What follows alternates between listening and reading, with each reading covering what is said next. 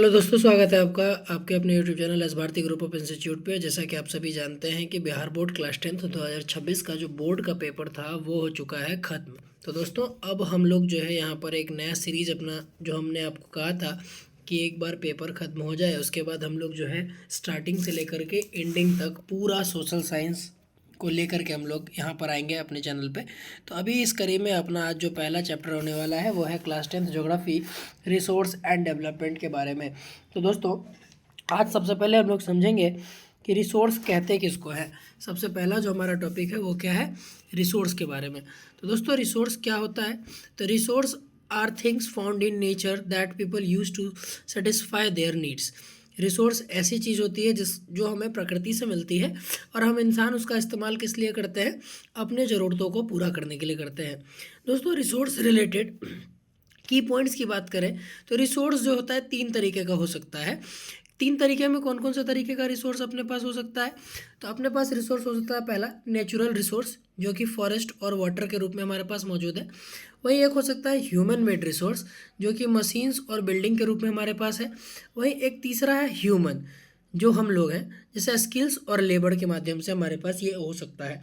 वहीं अगर हम बात करें कि इन रिसोर्सों की जो वैल्यू होती है वो किन आधार पर निर्भर करती है, तो वो 3 आधार पर निर्भर करती है। टेक्नोलॉजी पर, जो उसका महत्व होगा वो किस पर निर्भर करेगा, तो पहला टेक्नोलॉजी पर निर्भर करेगा कि हम किस तरह की तकनीक का प्रयोग करते हैं, हमारा इकोनॉमिक सिस्टम और हमारा कल्चर। इन 3 चीज़ों पर जो है हमारा वो रिसोर्स का वैल्यू डिपेंड करता है कि रिसोर्स कितना वैल्यूएबल है, उसकी क्या वैल्यू होगी या फिर क्या नहीं होगी। दोस्तों आगे हम बात करेंगे इस चैप्टर में। तो सबसे पहले हम समझते हैं, जो अभी मैंने आपको बताया ना कि वैल्यू, एक रिसोर्स की क्या वैल्यू हो सकती है, उसकी बात जब हम करते हैं तो देखिए यहाँ पर एक एग्जांपल लिखा हुआ है कि water is in a desert. Water कहाँ पर, डेजर्ट में, ठीक है। और एक जगह देखिए, 2 जगह बात करते हैं, एक जगह ऐसा जगह जो डेजर्ट है और दूसरा जगह जहाँ पे बहुत सारा बरसात होता है। तो आपको क्या लगता है, बरसात वाले क्षेत्र में पानी की कीमत ज़्यादा होगी या फिर डेजर्ट में कीमत ज़्यादा होगी?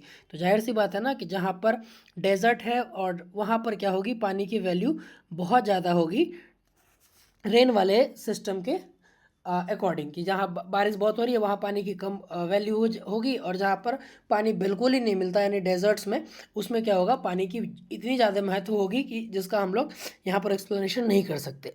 आगे हम लोग बात करेंगे टाइप ऑफ रिसोर्स की। तो टाइप ऑफ रिसोर्स के लिए अलग अलग बेसिस है दोस्तों, हम डायरेक्ट रिसोर्स का टाइप नहीं पढ़ सकते। इसमें क्लासिफिकेशन के लिए बहुत सारे वो दिए गए हैं, बहुत सारे पॉइंट दिए गए जहाँ पर हम लोग टाइप ऑफ रिसोर्स को अपने हिसाब से क्लासीफाई करते हैं। तो सबसे पहले जो हम लोग क्लासीफाई करेंगे वो है अपना क्या, तो on the basis of origin, उत्पादन के आधार पर। तो इस पे 2 पढ़ने हैं हमको, एक बायोटिक रिसोर्स और एक होता है अपना अबायोटिक रिसोर्स। सबसे पहले बायोटिक समझते हैं, this are obtained from biosphere and have life such as human beings. जो हमें बायोस्फेयर से मिलता है, ठीक है, जो हमें हमारे प्रकृति से मिलता है और उसके अंदर जीवन होता है, उसको हम लोग बोलते हैं बायोटिक रिसोर्स, ठीक है। इसके बाद दूसरा हमारा है अबायोटिक रिसोर्स, जिसमें all those things which are composed of non living things, ऐसी चीज़ें, ऐसा रिसोर्स जो कि नॉन लिविंग है और हमें उसको हम लोग बोलते हैं अबायोटिक रिसोर्स, ठीक है। जैसे कि हम लोग बायोटिक का एग्जांपल लेंगे, तो बायोटिक के एग्जांपल में फ्लोरा एंड फ्योना, मैंने आपको बताया कि ऐसी चीज़ें जिसमें जान होती है, जीवन होती है, उसको बोलते हैं बायोटिक, और हमें कहाँ से मिलती है, हमारे बायोस्फीयर से मिलती है। वहीं दूसरा चीज़ कि हमारा अबायोटिक, तो all those things which are compose of non living things. तो इसमें नॉन लिविंग थिंग्स जिसमें जान नहीं होता उसको क्या बोलते हैं, अबायोटिक रिसोर्स बोलते हैं। और इसका जो एग्जाम्पल है होगा वो होगा पत्थर और मेटल्स, रॉक्स एंड मेटल्स इसके एग्जाम्पल्स होंगे। चलिए दोस्तों अब आगे चलते हैं। अगला जो बेसिस है वो है on the basis of exhaustibility, मतलब खत्म होने के आधार पर डिसाइड होगा, ठीक है। खत्म होने के आधार पर, जिसके समाप्त होने की क्षमता होती है। इसमें 2 तरह का रिसोर्स होता है, एक होता है रिन्यूएबल और एक होता है नॉन रिन्यूएबल। आप रिन्यूएबल का मतलब जानते हो सीधा सीधा कि ऐसा रिसोर्स जिसको हम लोग दोबारा यूज़ कर सकते हैं, the resource which can be renowned और प्रोड्यूस्ड बाय फिजिकल, केमिकल और मैकेनिकल प्रोसेस। उसको हम लोग दोबारा बना सकते हैं, किन किन प्रोसेस से, फिजिकल से, केमिकल से और मैकेनिकल प्रोसेस से। ऐसे रिसोर्स को हम लोग रिन्यूएबल रिसोर्स बोलते हैं, जैसे सोलर एनर्जी और हमारा विंड एनर्जी। ये क्या है, इसको हम लोग बार बार बना सकते हैं, अपना फिजिकल, केमिकल और मैकेनिकल पावर को यूज़ करके इसको बनाया जा सकता है। वहीं अगला होता है नॉन रिन्यूएबल रिसोर्स, ऐसा रिसोर्स जिसको बनने में कई सारे जियोलॉजिकल टाइम्स लगते हैं, हजारों साल लगते हैं इसको बनने में, तो उसको बोलते हैं नॉन रिन्यूएबल। मतलब एक बार मैं बोले कि नॉन रिन्यूएबल रिसोर्स क्या है, तो लगभग इसको बनाना नामुमकिन है, क्योंकि हजारों वर्षों में एक बार बनता है और वो संभव नहीं है। इसका एग्जाम्पल क्या है, फॉसिल फ्यूल्स इसका एग्जाम्पल है। एक बार अगर फॉसिल फ्यूल्स ख़त्म हो गया तो दोबारा इसको बन तो जाएगा, लेकिन कितने वर्षों में, ये हजारों लाखों वर्षों में बनेगा, जो कि हमारे लिए देख पाना बहुत ही मुश्किल चीज़ हो जाएगी। अगला है on the basis of ownership, मालिकाना अधिकार के आधार पर कितने तरह के। तो मालिकाना आधार के तहत पर बहुत सारे रिसोर्सेस हैं। पहला है अपना इंडिविजुअल रिसोर्स। ऐसा resource this are also owned privately by individuals, many farmers own land which allotted to them by government against the payment of revenue. ठीक है, अब इसको समझते हैं। ये ज़्यादातर क्या होती है, किसी एक इंडिविजुअल, किसी एक व्यक्ति के द्वारा ओन्ड की जाती है। कोई एक व्यक्ति, पर्टिकुलर व्यक्ति जो होते हैं वो ऐसे रिसोर्सेज के मालिक होते हैं। फॉर एग्जांपल, जैसे किसान, सरकारें क्या करती है, किसान को ज़मीन अलॉट करती है खेती के लिए, और बदले में उनसे क्या लेती है, तो बदले में उनसे लेती है रेवेन्यू। ठीक है, बदले में क्या देना पड़ता है, रेवेन्यू देना पड़ता है, टैक्स देना पड़ता है। एक होता है कम्युनिटी ओन्ड। कम्युनिटी ओन्ड का मतलब कोई एक मालिक नहीं होगा, एक समूह ऐसा होगा जो उसका मालिक होगा। This resource which are accessible to all the members of the community. एक पूरा ग्रुप है जो इसको ओन्ड करेगा, जो इसका पूरा मालिक है, और ऐसा ये होता है कि सबके लिए एसेसेबल होता है, जो उस समुदाय के हिस्से हैं, सदस्य हैं, वो सब इसको उपयोग कर सकते हैं। जैसे गांव में आप देखे होंगे ग्रेजिंग ग्राउंड, घास का मैदान जहाँ पर गाय भैंसें चढ़ती हैं, वो किसी एक का नहीं होता, वो पूरे गांव का होता है। सबकी गाय, सबकी भैंसें वहाँ पर आके क्या करती हैं, चारा खाती हैं, चरती हैं और आगे निकलती हैं। तो ये हो गया कम्युनिटी ओन्ड। एक है अपना नेशनल रिसोर्स। अब देखिए, नेशनल रिसोर्स के बारे में यहाँ एक लाइन लिखा हुआ है कि technically all the resources belong to the nations. अगर हम तकनीकी रूप से देखें तो सारी चीज़ें कैसी रिसोर्स है, वो नेशनल रिसोर्स है, चाहे वो कोई भी हो। लेकिन इसमें क्या है कि कुछ रिसोर्स ऐसी हैं जिनके ऊपर सरकार का अपना पावर होता है। सरकार कभी भी उसको जनता के हित के लिए एक्वायर कर सकती है, अपने कब्जे में ले सकती है, ताकि जनता का जो हो वो क्या हो सके, भला हो सके दोस्तों। ठीक है, अगला है इंटरनेशनल रिसोर्स।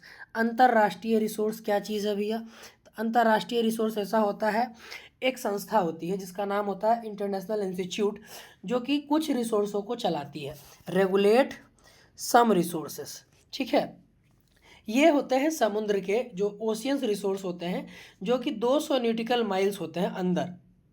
एक्सक्लूसिव एरिया जो खदान का एरिया होता है, उससे 200 न्यूटिकल माइल्स अंदर गहराई में पाए जाते हैं। और इसका इस्तेमाल हम लोग तभी कर सकते हैं जब ये इंटरनेशनल अथॉरिटी जो है, जो इंस्टीट्यूशन है, ये हमें परमिशन देगी किसी भी नेशन को, तब जाकर के हम इसका इस्तेमाल कर सकते हैं। मतलब बिना परमिशन के हम इसका इस्तेमाल नहीं कर सकते हैं। ठीक है, no individual country can utilise this without the concerns of international institution. जब तक हमें वहाँ से परमिशन नहीं मिल जाती तब तक हम क्या नहीं कर सकते, तब तक हम इसका इस्तेमाल नहीं कर सकते। ठीक है, इस पे किसका अधिकार होता है, तो इस पे दोस्तों अधिकार होता है इंटरनेशनल इंस्टीट्यूशन का, जो जिसकी जिम्मेदारी होती है इसको देखरेख करने की। अगला है on the basis of status of development.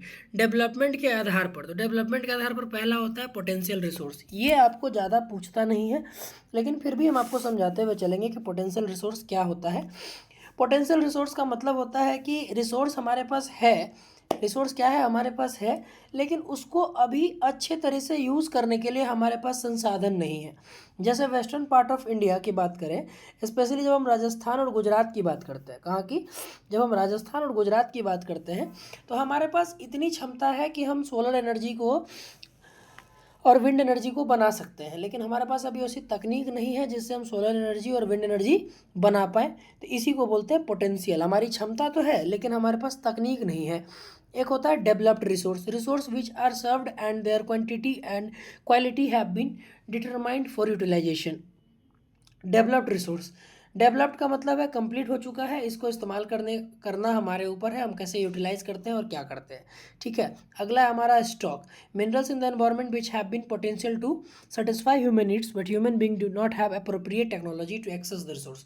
Stock का मतलब क्या, जमा हुआ एक ऐसी चीज़ है जो हमारे पास अस्थायी रूप से है, लेकिन क्या है, हमारे पास वो साधन नहीं है जिससे हम लोग उपयोग कर सकें।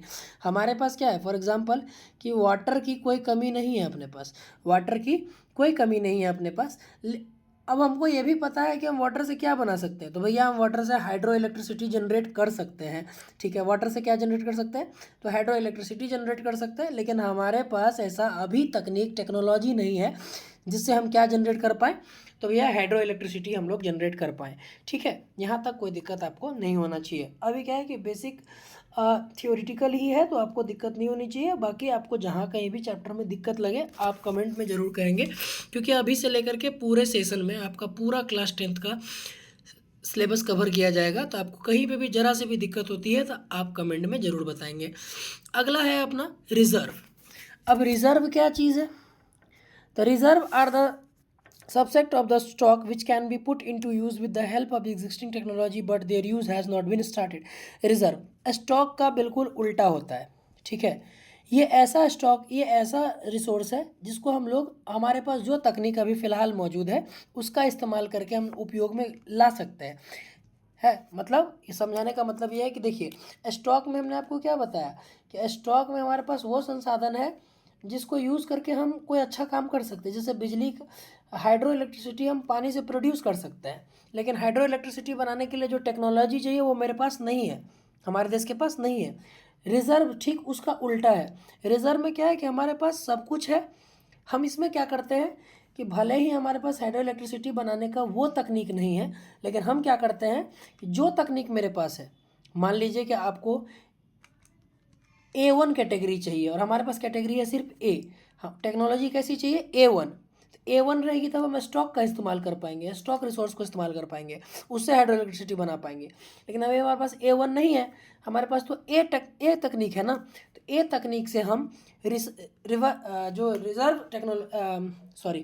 रिज़र्व वो है, रिसोर्स है, इससे हम लोग हाइड्रो इलेक्ट्रिसिटी क्या कर सकते हैं, बना सकते हैं। और प्रेजेंट टाइम में यह भी यूटिलाइज हो भी नहीं रहा है, अभी बनाया नहीं जा रहा है, बाद में आगे होगा तो ये इसको बनाया जाएगा। तो दोस्तों आज के लिए फ़िलहाल इतना ही। ये था आपका रिसोर्स चैप्टर का पार्ट 1। मिलेंगे इसके पार्ट 2 में। अगर आपको इसका ये प्रॉपर नोट्स चाहिए तो आप लोग प्लीज़ कमेंट में हमें ज़रूर बताएं कि भैया नोट्स चाहिए, आपको नोट्स प्रोवाइड करा दिया जाएगा। और चैनल पर लगातार बने रहिए, क्लासेस अब रोज़ाना होंगी। तो आप लोगों से रिक्वेस्ट है कि आप लोग तय समय पर यहाँ पर आएँ। शाम को 6 बजे डेली वीडियो अपलोड हो जाएंगी, तो आप लोग समय के हिसाब से चैनल पर आएंगे, अपना क्लास कंप्लीट करेंगे। जिनको नोट्स चाहिए होगा वो कमेंट में ज़रूर बताएंगे, जिनको कुछ समझने में दिक्कत हुई होगी, जो टॉपिक समझ में नहीं आया होगा, उसको भी आप लोग ज़रूर कमेंट में मेंशन करेंगे और मैं अगले दिन उस टॉपिक को क्लियर करूँगा वीडियो के माध्यम से। धन्यवाद दोस्तों।